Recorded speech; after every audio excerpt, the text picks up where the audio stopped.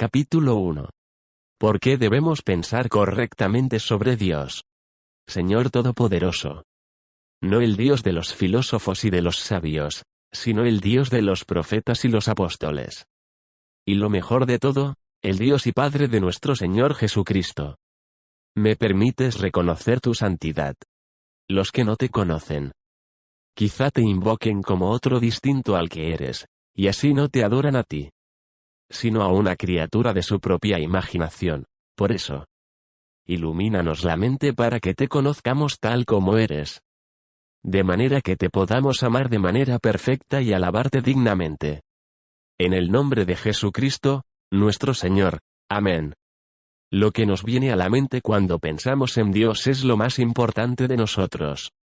Es probable que la historia de la humanidad señalará que ningún pueblo se ha alzado a niveles más altos que su religión. Y la historia espiritual del hombre demostrará que ninguna religión ha sido jamás más grande que su concepto de Dios. La adoración será pura, o baja, según el lugar en que el adorador tenga a Dios. Por esta razón, la cuestión más importante que la Iglesia tiene en adelante siempre será Dios mismo. Y la realidad más portentosa acerca de cualquier ser humano no es lo que él pueda decir o hacer en un momento dado, sino la forma en que concibe a Dios en lo más profundo del corazón. Por una ley secreta del corazón, tenemos la tendencia de acercarnos hacia la imagen mental de Dios que poseamos. Esto no es cierto solamente con respecto al cristiano de manera individual, sino también con respecto al conjunto de cristianos que forma la Iglesia. Lo más revelador acerca de la Iglesia será siempre su idea de Dios, así como su mensaje más significativo es lo que diga sobre él, o lo que deje sin decir. Porque con frecuencia, su silencio es más elocuente que sus palabras. Nunca se podrá escapar de la revelación de sí misma que hará cuando dé testimonio acerca de Dios. Si fuéramos capaces de obtener de algún ser humano una respuesta completa a la pregunta, ¿qué le viene a la mente cuando piensa sobre Dios?, podríamos predecir con certeza el futuro espiritual de ese ser humano. Si fuéramos capaces de conocer con exactitud lo que piensan sobre Dios los más influyentes de nuestros líderes religiosos, podríamos predecir con bastante precisión dónde se hallará la Iglesia mañana. Sin duda alguna, la palabra de más peso en cualquier idioma es la que utiliza para designar a Dios. El pensamiento y el habla son dones de Dios a unas criaturas hechas a su imagen. Estas están íntimamente asociadas con Él, y son imposibles sin Él. Es muy significativo que la primera palabra fuera la palabra, el Verbo. Y el Verbo era con Dios, y el Verbo era Dios. Nosotros podemos hablar, porque Dios habló. En Él, la palabra y la idea son inseparables entre sí. Que nuestra idea de Dios se aproxime lo más posible al verdadero ser de Dios es algo de inmensa importancia para nosotros, comparados con nuestros pensamientos reales acerca de Él.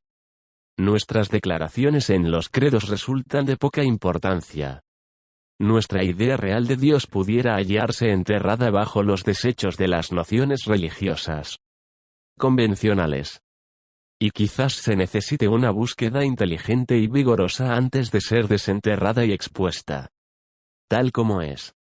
Solo después de una fuerte prueba de doloroso examen personal, estaremos en condiciones de descubrir lo que creemos en realidad sobre Dios.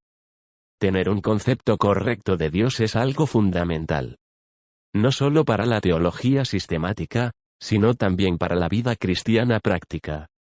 Es a la adoración lo que los cimientos son al templo, donde sea inadecuado o esté fuera de plomada, toda la estructura tendrá que desplomarse tarde o temprano. Creo que son muy escasos los errores en la doctrina o en la aplicación de la ética cristiana que no se puedan seguir hasta hallar su origen en unos pensamientos imperfectos e innobles sobre Dios. Opino que el concepto de Dios que prevalece en esta época es tan decadente que se encuentra completamente por debajo de la dignidad del Dios Altísimo. Y en realidad constituye para los que profesan ser creyentes algo que equivale a una calamidad. moral.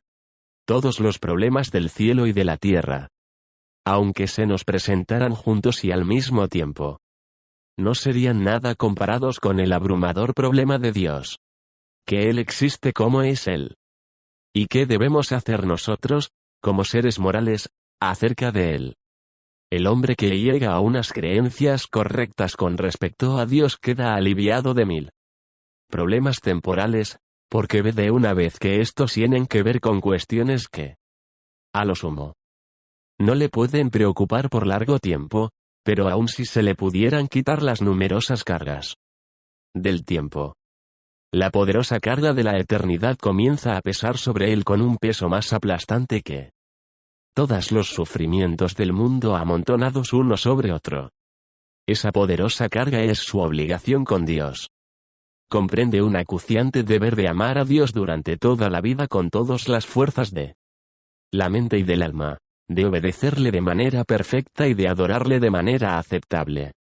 Cuando la angustiada conciencia del hombre le dice que no ha hecho ninguna de estas cosas, ese cien que desde la niñez ha sido culpable de una necia rebelión contra la majestad del cielo, la presión interna se podría volver difícil de soportar. El Evangelio puede quitar esta carga destructora de la mente, dar gloria en lugar de ceniza, y mando de alegría en lugar de luto. Con todo, a menos que se sienta el peso de esa carga, el Evangelio no podrá significar nada para el hombre, y hasta que no tenga una visión de un Dios exaltado por encima de todo, no habrá temor ni carga alguna. El bajo concepto de Dios destruye el Evangelio para todo el que lo tenga. Entre los pecados a los que tiende el corazón humano, es difícil hallar otro que sea más odioso para Dios que la idolatría. Porque la idolatría es en el fondo un libelo con respecto a su personalidad. El corazón idólatra da por sentado que Dios es otro distinto a quien es algo que es en sí un monstruoso pecado y sustituye al Dios verdadero por otro hecho a su propia semejanza. Este Dios siempre se conformará a la imagen del que lo ha creado, y será bajo o puro, cruel o bondadoso, según el estado moral de la mente de la cual ha surgido. Es muy natural que un Dios engendrado en las sombras de un corazón caído no sea una verdadera semejanza del Dios verdadero. El Señor le dice al malvado en el Salmo: tú pensabas que yo era totalmente igual a ti. En realidad, esto debe constituir una seria afrenta para el Dios Altísimo ante el cual los querubines y serafines claman de manera continua: Santo, Santo, Santo, Señor Dios de los ejércitos. Mantengámonos alerta. No vaya a ser que en nuestro orgullo aceptemos la noción errónea de que la idolatría solo consiste en doblar la rodilla ante objetos visibles de adoración, y que por tanto, los pueblos civilizados se hallan libres de ella. La esencia de la idolatría consiste en abrigar sobre Dios pensamientos que son indignos de Él.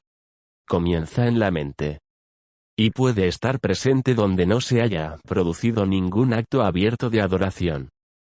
Pablo dice: habiendo conocido a Dios, no le glorificaron como a Dios, ni le dieron gracias, sino que se envanecieron en sus razonamientos, y su necio corazón fue entenebrecido. A esto siguió la adoración de ídolos fabricados a semejanza de hombres, y de aves, y de bestias, y de reptiles, pero esta serie de actos degradantes comenzó en la mente.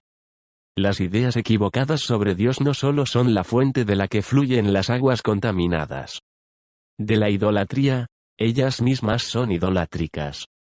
Nociones pervertidas sobre Dios pronto pudren la religión en que aparecen.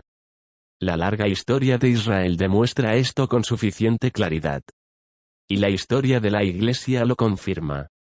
Es tan necesario para la Iglesia el tener un alto concepto de Dios que, cuando ese concepto declina, la Iglesia, con su adoración y sus normas morales, declina junto con él.